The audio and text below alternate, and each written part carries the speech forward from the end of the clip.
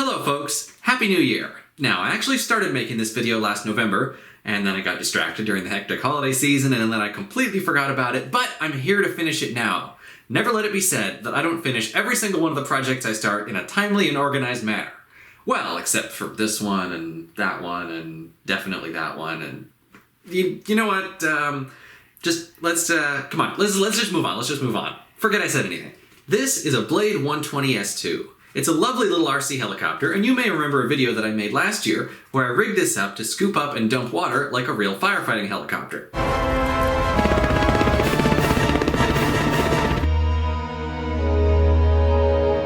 That got me thinking about what I could do to make this look more like a scale model. And this is what I came up with.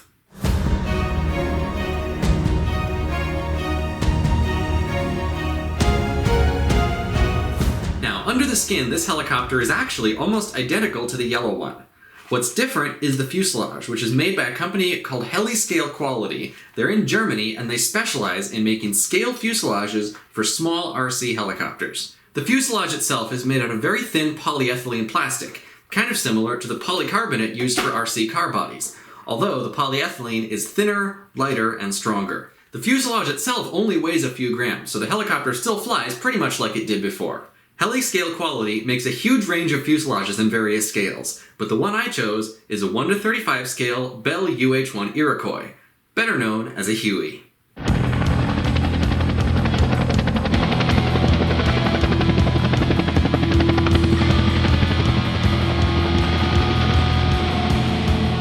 The Huey is one of the most recognizable helicopters in the world. It was originally designed for the US Army in the late 1950s, and is most famous for its widespread use in the Vietnam War. Many of the Vietnam-era Hueys later found second careers in civilian use. Today, they're often used as police, rescue, and firefighting helicopters, alongside Bell's various civilian models based on the same airframe.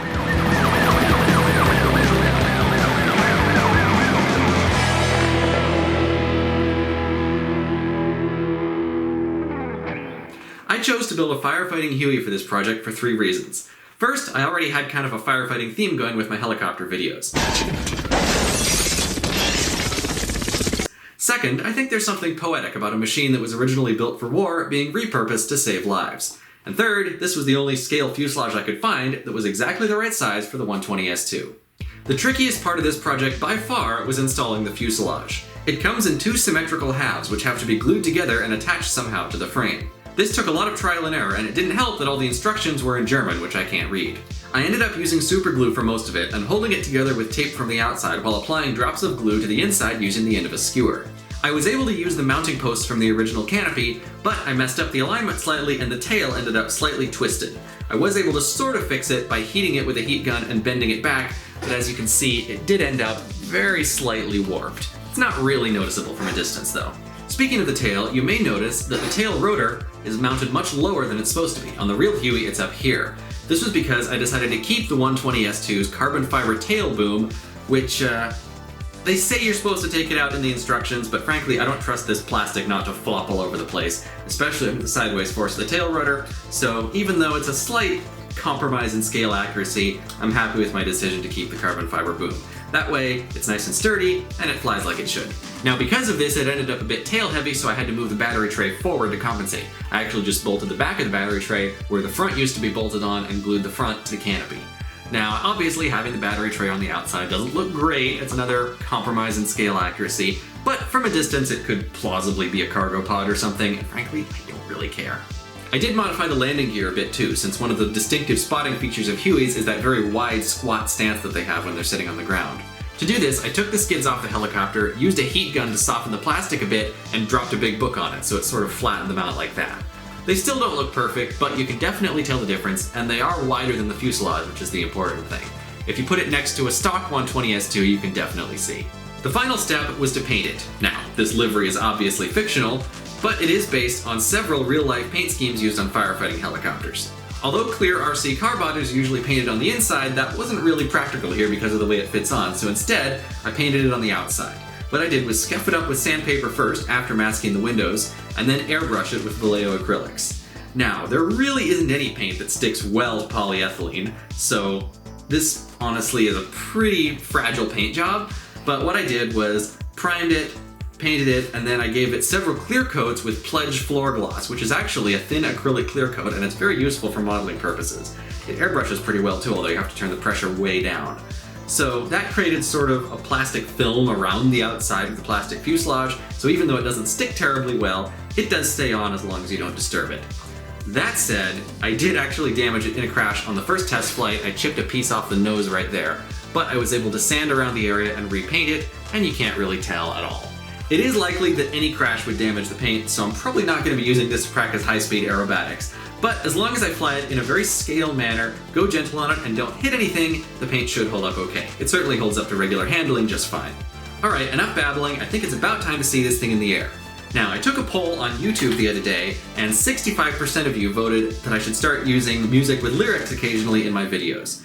Now, I recently started a subscription to Epidemic Sound, which is a site that does really high-quality, royalty-free music for a monthly subscription. And a lot of that music has lyrics, so I thought, might as well try some of it.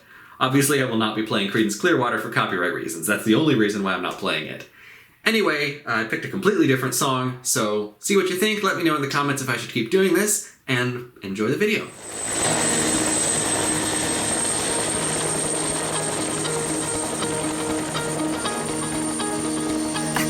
Inside, tore my mind, stole my peace. I prayed for ease but feared that my days were over.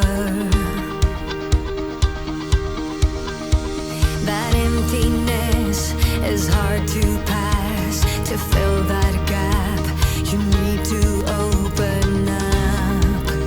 All your days are over.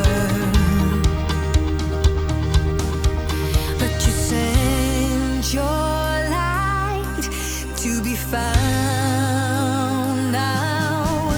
It's like my engines overflow, and I'm fueled, it's time to go.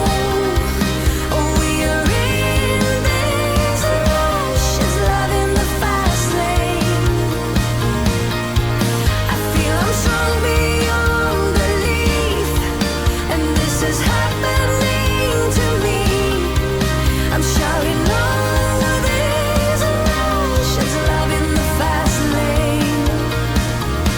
I finally found my love. I finally found my love. Sometimes I recall, repeat it all, the hopelessness, the bitter taste of fear, that my days were over. But you sent your light to find me. It's like my engines overflow, and I'm fueled, it's time to go.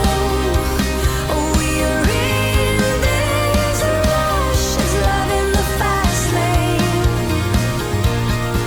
I feel I'm strong beyond belief, and this is happening to me. I'm shouting over this rush, it's love in the fast lane. I finally found my love. I finally found my love. I finally found my love. My love, my love. Give it one try, you will see. If you give it away, you'll be free tonight.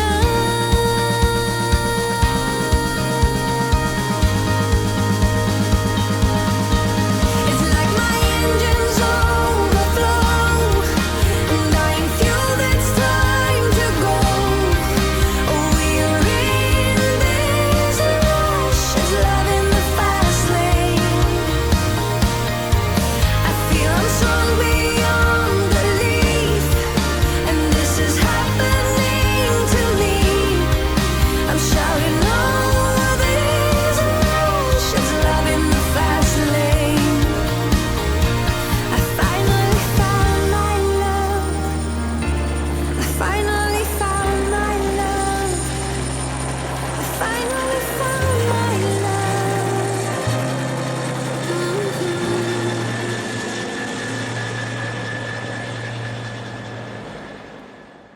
folks, that about wraps up this video. I haven't actually flown this that much since we shot that footage, partly because of the weather, but also partly because I don't want to scratch it, and I have another 120S2 that I can fly whenever I want.